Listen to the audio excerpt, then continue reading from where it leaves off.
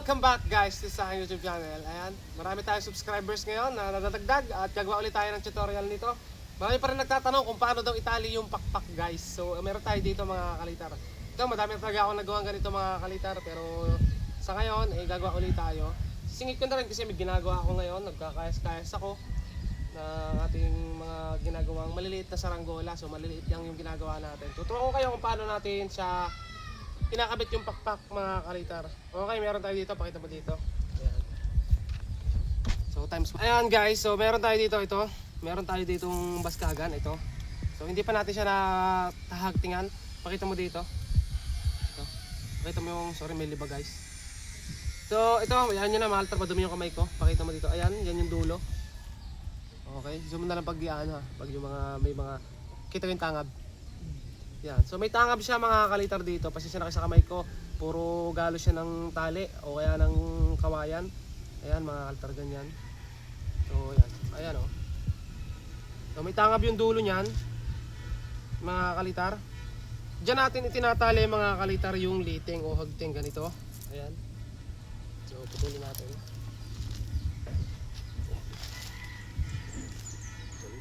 Ayan. So unang mga kalitar, kapag malaki yung ginagawa nyo ganito, pwedeng doble mga kalitar. Pero pag maliit, is single lang na tali yung gagamitin natin. So maglalak lang tayo dito mga kalitar ng ganito. Ayan. Nakalak na yan. Ayan, nakabuhol mga kalitar yung dulo. Ayan, pasuin natin yung dulo.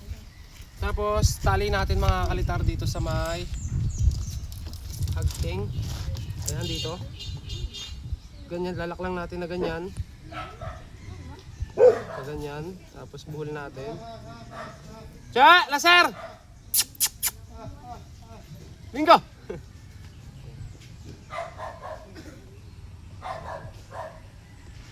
So, tapos lalak natin walter yan, ganyan lang. Sa may tangab mga kalitar. Patapos nun mga kalitar tatali natin siya dito. Ganyan. Okay, sana sasabayan niya malter. Kita niyo naman malter yan, no? Depende na sa inyo kung gaano kalaki yung kawang. Pero okay na siguro itong kawang na to. Ayan. Ganyan, tapos buhol natin dito.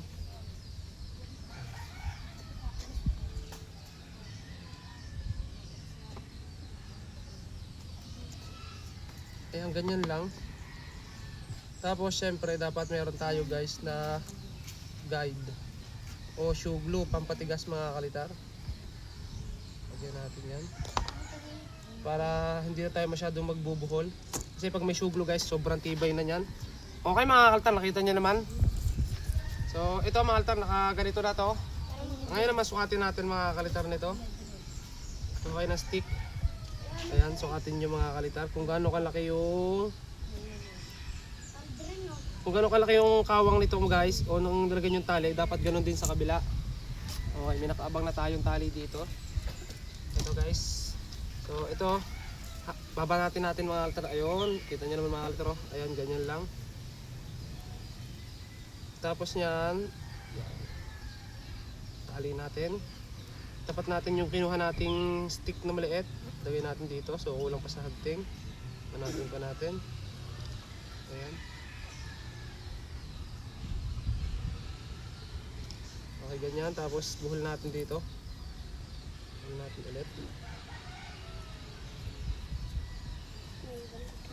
Shoe glue.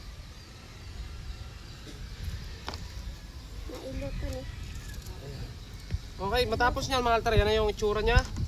Ngayon naman, susukatin natin yung gitna. Okay. Times 1 mo pag ganito. Ayan, so ito mga kalitar, sukatin natin to. Ayan. Sukatin natin. Dito. Ayan. Bakit natin sinusukat? Para pantay mga kalitar tong gitna nito. Kasi dito tayo maghahagting. Ayan, dito. Tangaban din natin ng konti. Konti lang mga kalitar ha. Para lang lumubog yung liting. Tapos kuha tayo dito liting guys. Meron ako dito mga stock na liting. Ito mga kalitar yung mga pinagaluhan lang ng feeds. makaka-discard tayo ng pandalig guys. So sa bigas, pwede rin sa bigas mga kalitar. Pwede rin yung sa mga bigas, pero ito yung gagamitin natin. Ayan guys. Ngayon ay tatali naman natin dito. Sa mama ko. Buhol pa rin natin. Wala yun. Di lang naman.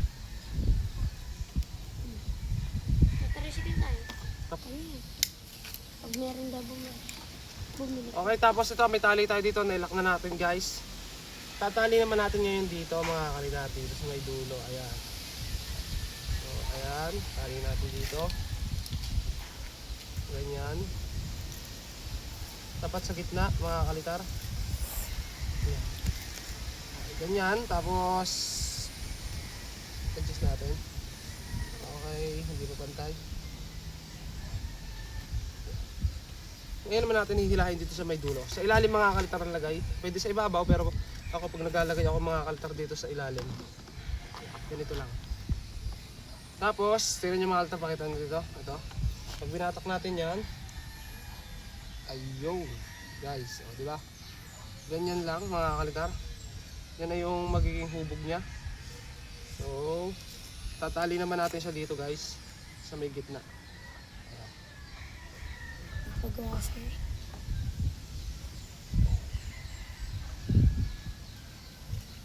Tali natin.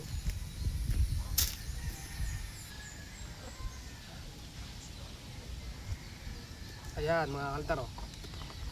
Matapos niyan, dito naman tayo sa kabila. Yung kabila naman guys, ito. So bago natin siya ikabit mga kalitar dito, ayan putol natin dito. Dapat lawas mga kalitar na konti para maibuhol natin. Kuha naman tayo ng stick. Kuha tayo ng stick mga kalitar at ballpen. Kuha tayo ng stick. Tukod natin dito guys. Ayan. Tapos sukatin natin kung gaano kahaba itong pakpak nito. Ayan. Tapos ito rin kabila. Dapat kung anong haba mga kalitar noon, nung kabilang pakpak ganon din yung haba nito. Ito. So, mas maganda malta susuot ako dito tapos bubuka ko to. Ayan. Para mailak natin ng ayos. Ayan, ganyan. So, tukod natin doon sa may patindig. Dapat nakatukod sa patindig mga kalitar. Kung paano natin sinukat yung isa, ganun din dito. Ayan guys.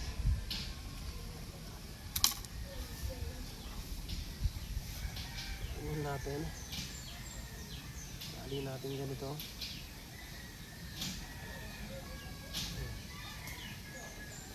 Ayan, ganyan lang. Diba? Tapos sukatin ulit natin. Ayan, sakto. Tapos yung kabila guys. Ayan, sakto din. So pantay na. Susuglo naman natin ngayon mga kalitar. Tracks natin. Suglo. Kunti lang suglo, putol. Mga kalitar. Yung kabila, sukatin din. Kung lumagpas. Tapos ayan. Suglo na natin. Ngayon naman, hagting dito guys. O, paano ba magtali nito mga kalitar? Laging una yung hagting dito mga kalitar. Pwede rin naman dito mag-umpisa mga kalitar. Ito muna yung hagtingan. Pero sa mas madalas ginagawa sa pangkitay. Pero dahil hindi naman pangkitay yung gagawin natin, ganito. Kaya ito muna unahin natin. Ayan. Sukatin natin. Tingnan natin kung pantay. So, mas maluang yun mga kalitar, yung kabila. Dahil doon, dito yung mga kalitar, i-adjust natin dito. Ayan. Okay. Tapos, hagtingan natin. Hagtingan naman natin to mga kalitar dito, sa may bandang dito. So, may guhit to mga kalitar dito at saka dito.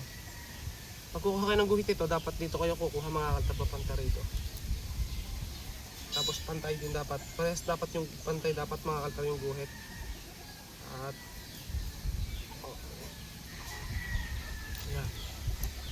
Talian natin dito.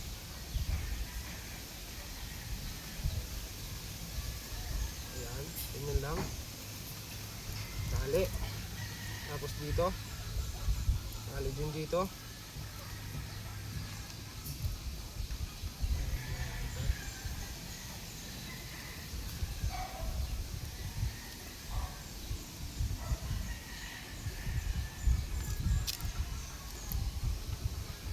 Konti lang tali mga kalitar, pangit pag sobra yung tali o makapal yung pagkakatali. Dahil may syuglo naman, hindi na yan sigurado, hindi na maaalis yan mga kalitar. Kasi pag tumigas yung syuglo, talagang mahirap nang alisin. Okay, tapos ayan, ihagting na natin, sukatin ulit natin. Kasi kung ano dapat luang nito, dapat ganun din sa kabila.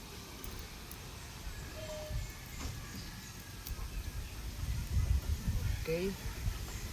Tapos dito, sukatin natin. Talian na natin dito ulit.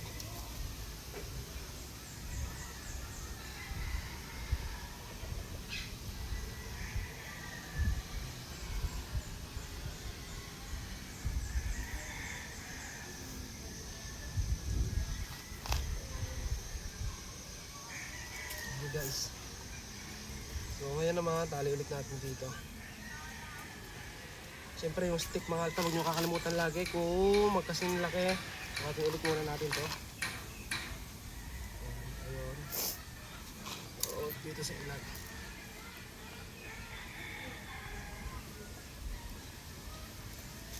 Ganyan. Ay, kulang pa something. Tapos, taliin na natin dito.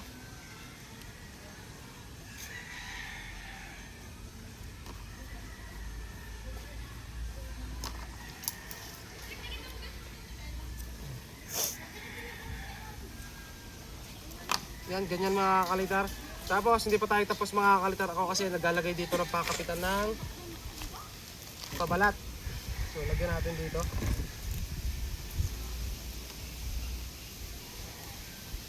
Okay, para makita nyo guys, ayan. Nalagyan natin dito.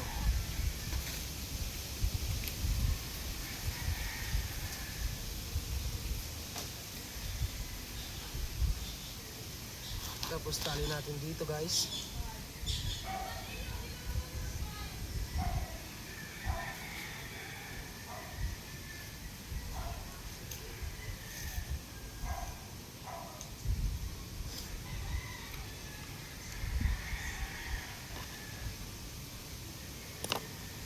Ganyan lang. Tapos yung kabila din mga kaltar, oh. Nakikita mo yung pagkakabilog mga kaltar mismo ng kawayan pag may tali. Tapos dito. Tali din natin to para mabilog, mas lalong makita yung pagkabilog mga kalitar ng kawayan.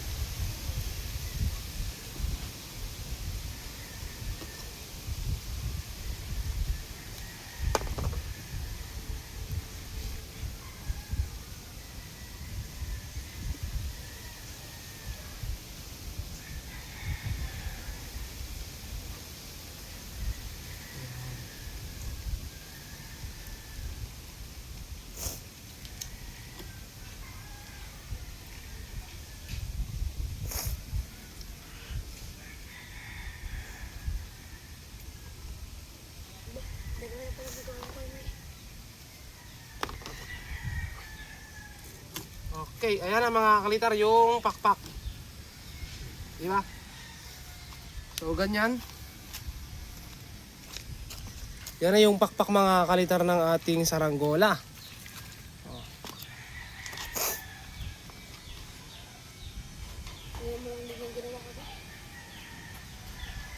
So ito rin yung isa, magkaiba sila guys ng hubog. So pinag-iba ko sila ng hubog. Yung isa medyo parang sa Vietnam kahit na nakaangat. Ito naman pa oblong guys. Ayan, ganyan. Tapos ito parang sa Vietnam, semi sa Vietnam kahit na ano na pakpak, medyo nakaliab. Halos ano sila guys? Halos same lang. Diba? Ganyan lang mga kalitar yung pagbuo natin ng pakpak.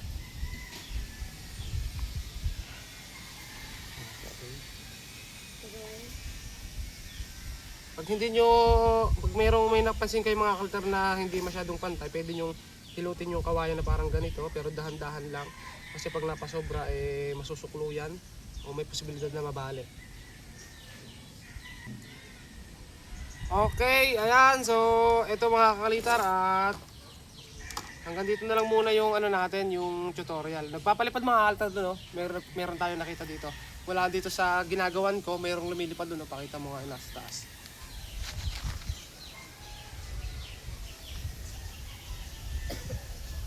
Ayun guys, ganda ng natin, cam, kita na yung mga saranggolang matataas. Nagtago. Diba? So, ayun mga kalitar, hanggang dito na lang muna yung ating tutorial. Tinuro ko lang sa inyo kung paano maghagting ng pakpak. Sana may natutunan kayo kahit konti lang. So, bye-bye. Subscribe mga kalitar sa mga bago pa lang dito. Marami pa tayong ginagawa. Sa February 22, abangan nyo mga kalitar. Meron tayong mga palili pa rin. Abangan nyo yung 6 meters na palili pa rin namin, Vietnam kite. At saka marami tayong saranggolang may papakita doon mga kalitar. Kaya abangan nyo. Sana makarating kayo sa YouTube channel ko. Subscribe nyo para mag-notif sa inyo yung gagawin naming video na yon. Sobrang dami namin palili pa rin nun. Grabe. So taga Cavite, taga Batangas. Baka pumunta sila mga kalitar. Tapos para maka-update kayo, mapanood nyo yung videos na gagawin namin, subscribe nyo mga kalitar itong ating YouTube channel. At i-click nyo yung notification bell. I-kalimbang nyo mga kalitar yung kampana para mag-notif agad sa inyo yung mga videos na ginagawa ko. Bye-bye!